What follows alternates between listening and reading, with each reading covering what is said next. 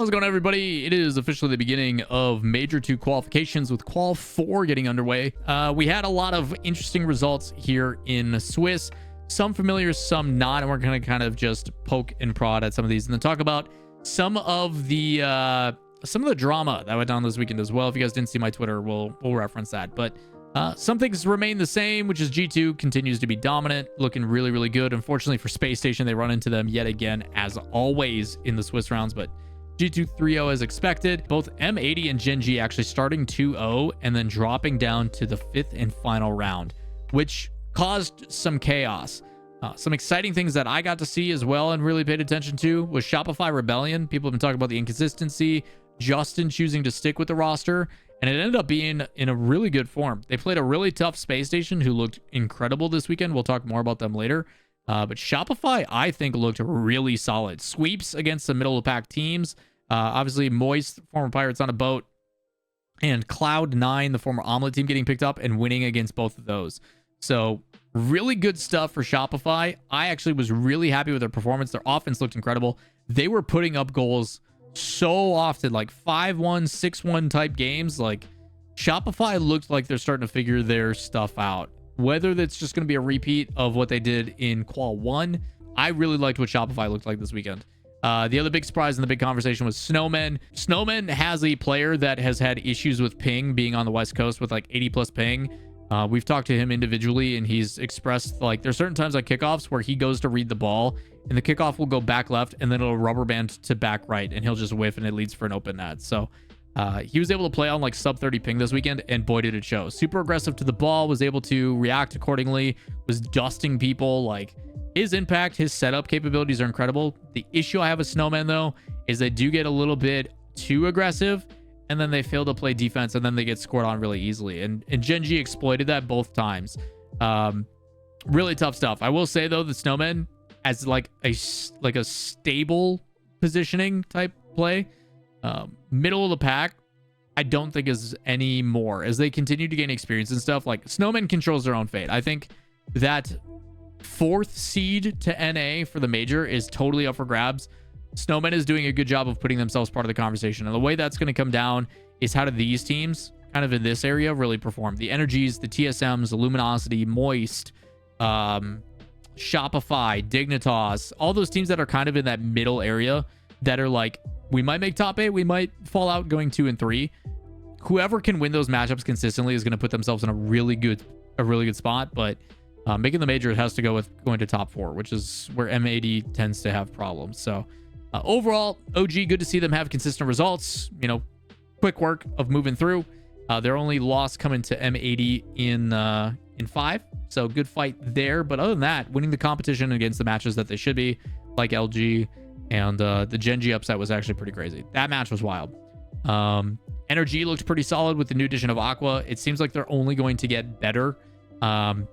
The difficulty I have with Energy is like they can't just feed the rock to Aqua and hope he does everything. Everybody has to become more involved, and we got to see a little bit of that out of Garrett, which was pretty dope. So other upsets finally catching up to him. Luminosity not making top 8 this time.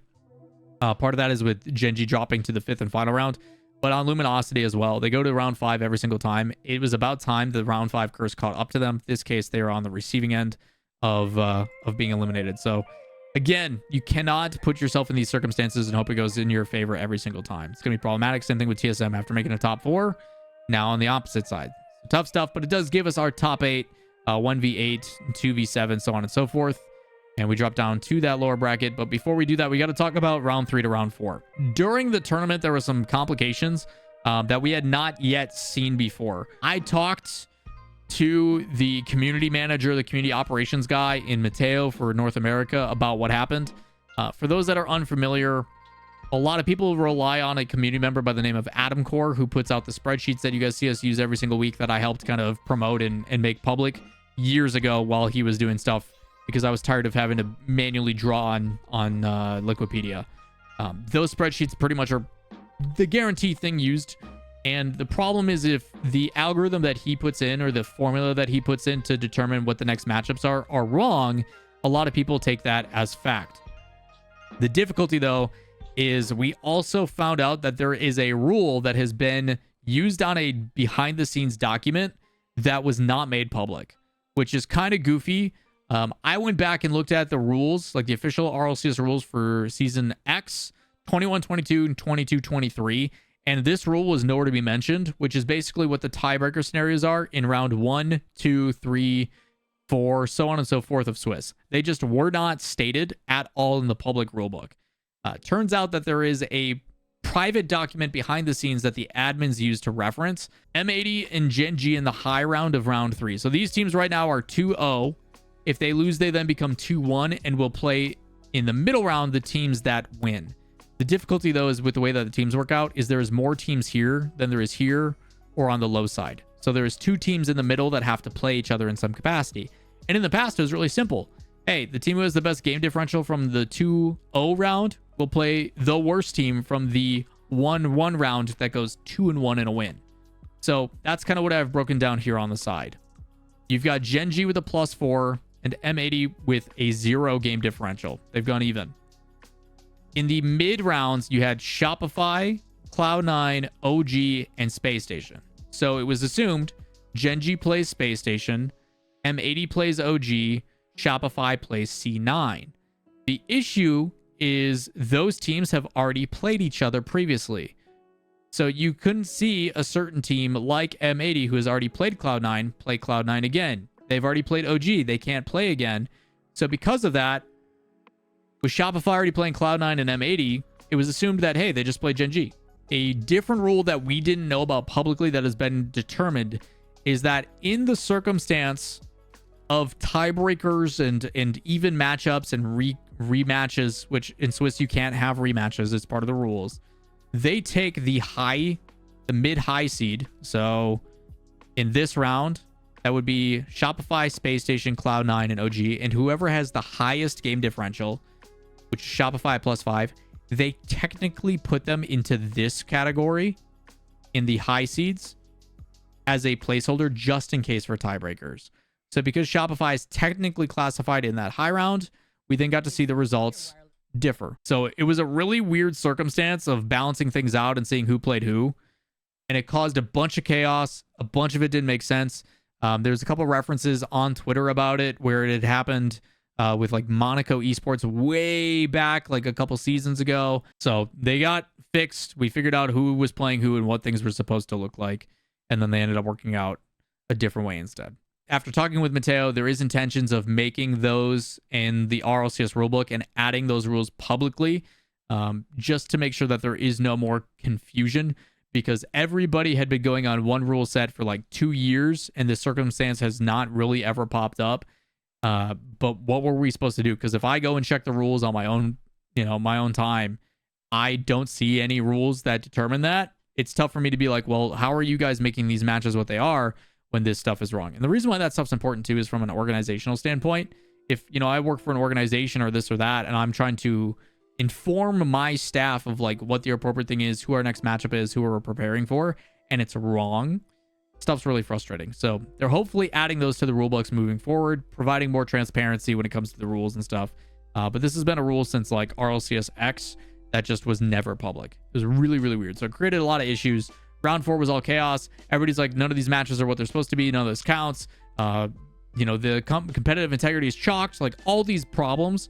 Eventually, they did clarify. They did get things cleared up.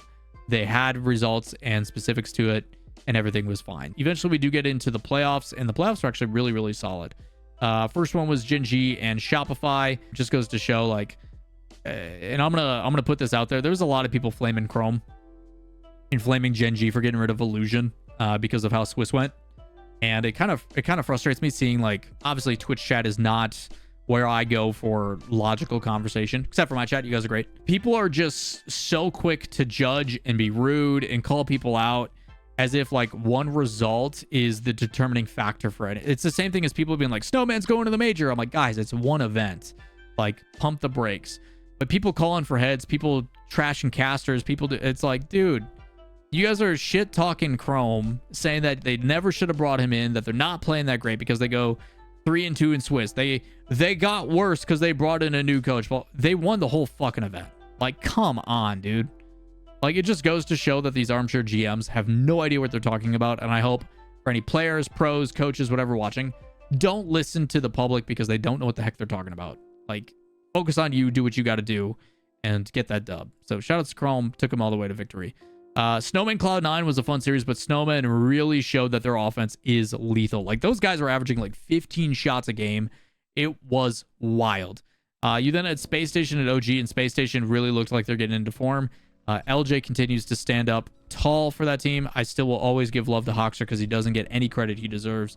But Space Station looking pretty solid. They lost a first game in OT very closely and then went on a tear. So really, really solid performance by SG, but good to see OG proving consistency, top 8 again, and trying to fight for that major spot.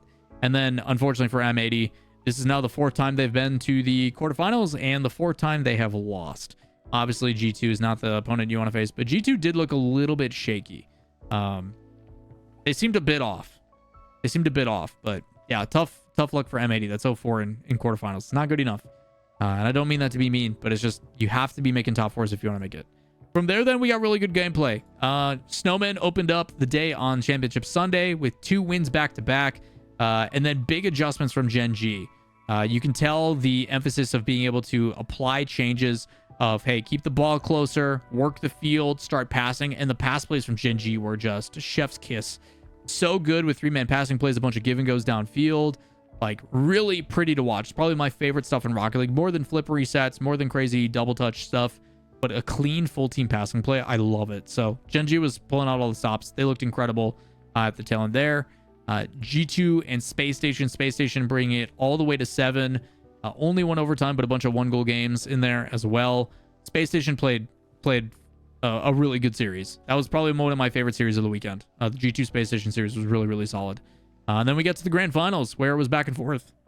3 OTs, bunch of 1-goal games. Really, really competitive.